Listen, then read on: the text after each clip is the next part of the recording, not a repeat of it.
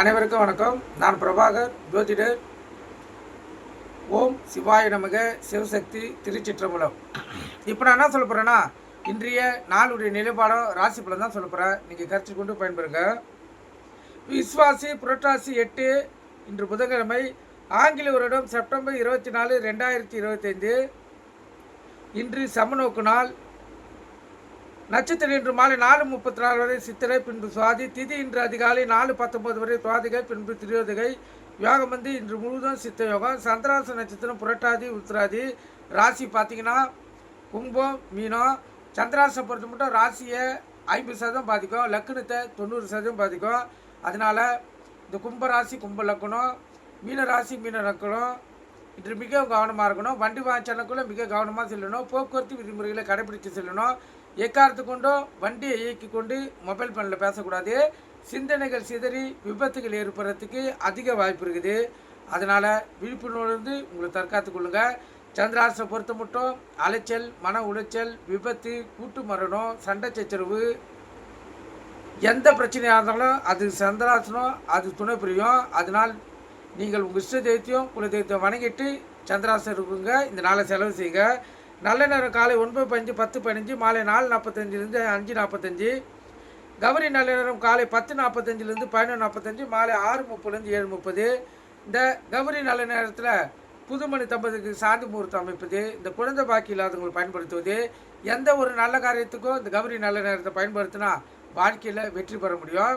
அதே போல் ஓரையும் இணைத்து பயன்படுத்தினால் அற்புத பலன்களை பார்க்க முடியும். இன்று புதன்கிழமை என்பதால் புதன் பகவான் தான் இன்றைய ஓரநாதன் கதாநாயகன். புதன் ஓரை காலை 6 to 7, மதியம் 1 to 2, இரவு 8 to 9. இதுக்கு அடுத்த ஓரை சந்திர ஓரை வரும், அது சுப ஓரை, இதுக்கு 1 மணி நேரம். அதுக்கு அடுத்தது சனி ஓரை, அசுப ஓரை. அதுக்கு அடுத்த 1 மணி நேரம் குரு ஓரை வரும். நீங்கள் சுப ஓரைகளை பயன்படுத்தி வாழ்க்கையில் வெற்றி பெறுங்க. இப்போ குரு ஓரை முடிஞ்ச உடனே செவ்வாய் வர, சூரிய ஓரை, அசுப ஓரை, திருப்பி சுப ஓரை வரும். சுக்கிரன், புதன், சந்திரன். நீங்கள் 1 மணி நேரம் கணக்கில் கொண்டு நீங்கள் கணக்கெடுத்து ஓரையை பயன்படுத்துங்க. வாழ்க்கையில் வெற்றி பெற முடியும். இப்போ ராவகாலம் மதியம் 12 to 1:30, யமகண்டம் காலை 7:30 to 9, குளிகை காலை 10:30 to 12.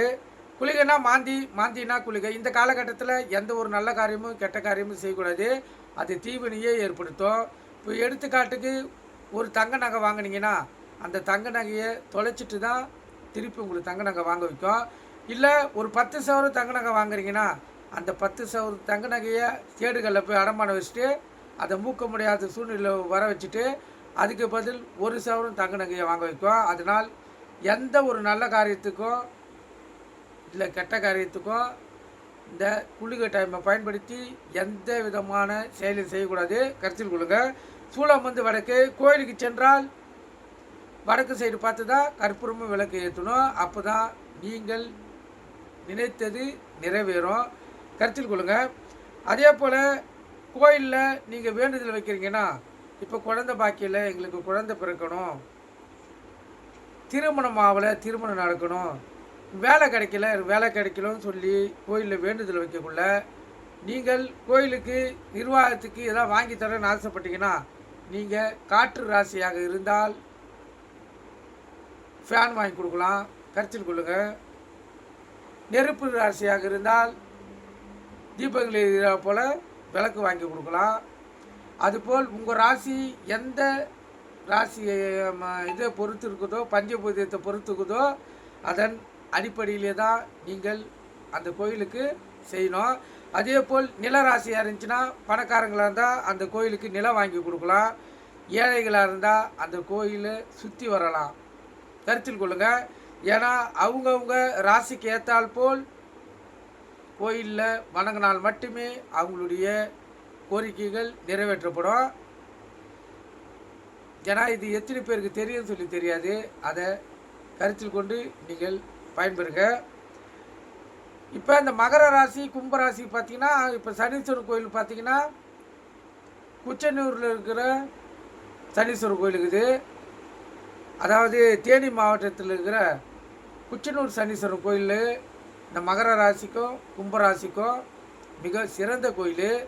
அவங்களுக்கு திருமணம் நடக்கலை, குழந்தை பாக்கி இல்லைன்னா அங்கே போய் வேண்டனா கண்டிப்பாக அவங்களுக்கு திருமணம் குழந்தை பாக்கி ஏற்படும். அந்த கோயிலில் இன்னொரு சிறப்பு பார்த்திங்கன்னா, காவிரி ஆறு அந்த கோயிலுக்குள்ளேயே போய் கிராஸ் ஆகுது. அந்த காவிரி ஆற்றில் குளிச்சுட்டு நீங்கள் போய் சனீஸ்வர வாகனம் வழங்கலாம்.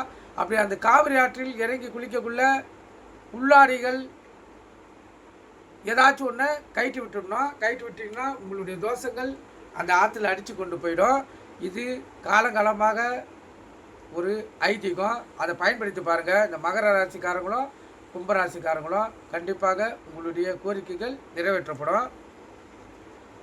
இப்போ ராசி பலன் பார்க்கலாம். முதல் ராசி மேசராசி. மேசராசியை பொறுத்து மட்டும் கோபம் அதிகமாக வரும். அதனால் பொறுமையாக இருந்து நிதானமாக இந்த நாளை செலவு செய்யுங்க. கோபத்தை அடக்கி ஆளுங்க. அப்போ தான் இந்த நாள் உங்களுக்கு சிறப்பான நாளாக அமையும். ரிஷபராசியை பொறுத்த மட்டும் எந்த ஒரு செயலை செய்தாலும் ஆர்வமாக செய்வீங்க. அதில் வெற்றியும் பெறுவீங்க, மகிழ்ச்சி அடைவீங்க. அற்புதம். மிதுன ராசியை பொறுத்த மட்டும் இரட்டிப்பு லாபம் பெறக்கூடிய நாள். இந்த சிறு தொழில் செய்யுங்க. தக்காளி, வெங்காயம், பூண்டு, காய்கறி, கீரை வைக்குவீங்க. நீங்கள் இரட்டிப்பு லாபத்தை பார்க்கலாம். அற்புதமான நாள். கடகராசியை பொறுத்த மட்டும் போட்டி பொறாமைகள் இருக்கும். அதனால் விழிப்புணர்வுலேருந்து உங்களை தற்காத்து கொள்ளுங்கள். சிம்ம ராசியை பொறுத்த மட்டும் பக்தி அதிகமாக இருக்கும். இறையருளும் பரிபூர்ணமாக உங்களுக்கு கிடைக்கும். மனம் இறை அருளியே தேடும். அற்புதம். கன்னி ராசியை பொறுத்த மட்டும் ஒரு மேன்மையான நாள், சிறப்பான நாள், மகிழ்ச்சிகரமான நாள், உள்ள மகிழக்கூடிய நாள். இந்த நாள் உங்களுக்கு ஒரு வளர்ச்சி ஏற்படுத்தக்கூடிய நாள், அற்புதமான நாள். துலா ராசியை பொறுத்த மட்டும் கோபம் அளவுக்கு மீதி வரும். அந்த கோபத்தை அடக்கி அமைதி காத்து இந்த நாளை செலவு செய்யணும். இல்லைனா தேவையில்லாத பிரச்சனைகளும் மன உளைச்சல்களும் எதிர்காத்து கொண்டு இருக்கிறது. அதே போல் மேல் அதிகாரிகிட்ட பணிவுடன் நடந்து கொள்ள வேண்டிய சூழ்நிலை இருக்குது. கருத்தில் கொண்டு இந்த துலா ராசிக்காரர்கள் பயன்பெறுங்க. விருச்சிக ராசியை பொறுத்த மட்டும் இந்த நாள் அனுகூலமான நாள். எந்த ஒரு செயலை செய்தாலும் அந்த நாள் உங்களுக்கு ஒரு நன்மையும் உள்ளத்தில் மகிழ்ச்சியும் இல்லத்தில் மகிழ்ச்சியும் ஏற்படுத்தக்கூடிய நாள், அற்புதமான நாள். தனுசு ராசியை பொறுத்த மட்டும் ஒரு புகழும் ஒரு கீர்த்தியும் உள்ளத்தில் மகிழ்ச்சியும் கிடைக்கக்கூடிய நாள்.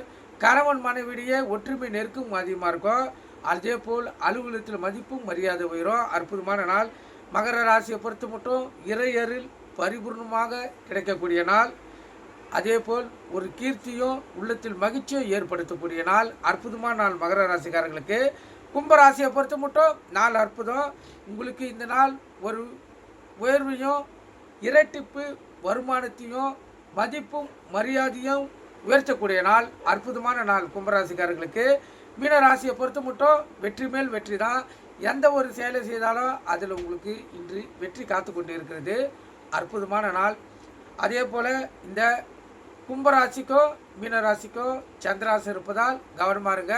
வண்டி வாய்ச்சலுக்குள்ளே கவனமாக செல்லுங்க. போக்குவரத்து விதிமுறைகளை கடைபிடிச்சு செல்லுங்க. எக்காரத்து கொண்டோ வண்டியை இயக்கி கொண்டு மொபைல் பேனில் பேசாதீங்க. சிந்தனைகள் சிதறி விபத்துகள் ஏற்படுறதுக்கு அதிக வாய்ப்பு இருக்குது. சந்திராசனை பொறுத்த மட்டும் அனைத்து பிரச்சனைகளுக்கும் சந்திராசன் தான் காரணம். அதனால் எப்படியாப்பட்ட சூழ்நிலையாக இருந்தாலும் இந்த சந்திராசம் இருக்கக்குள்ள விழிப்புணர்வோடு இருந்து, அது மகிழ்ச்சியான சூழ்நிலையோ இல்லை கவலையான சூழ்நிலையோ எதுவாக இருந்தாலும் சந்திராசனுக்குள்ளே விழிப்புணர்வோடு இருந்து உங்களை தற்காத்துக் கொள்ளுங்க. நன்றி, வணக்கம், வாழ்க வளமுடன்.